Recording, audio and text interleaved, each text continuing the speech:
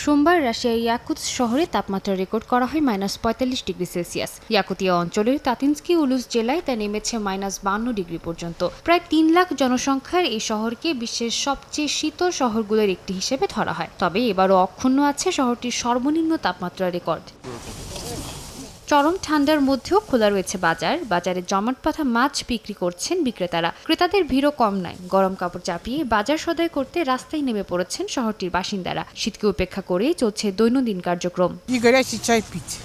এমন ঠান্ডা আমাদের কাছে নতুন নয়। সঠিক পোশাক পরা আর বাইরে থাকলে নিয়মিত গরম চা পান করা সবচেয়ে জরুরি। আমরা যখনই বাইরে যাই সাথে ফ্লাক্স ভর্তি করে চা নিয়ে আসি।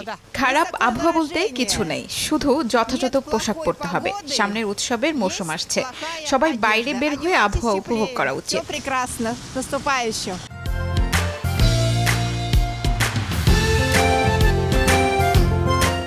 স্থানীয় বাসিন্দারাও ঠান্ডার সঙ্গে মানিয়ে নেয়ার কথা বলছেন। তারা বলছেন, শীতল বাতাস না থাকলে এই ঠান্ডাও তাদের কাছে সহনীয়। দীর্ঘকালের অভ্যাসের কারণে এই ঠান্ডাই তাদের ভালো লাগে।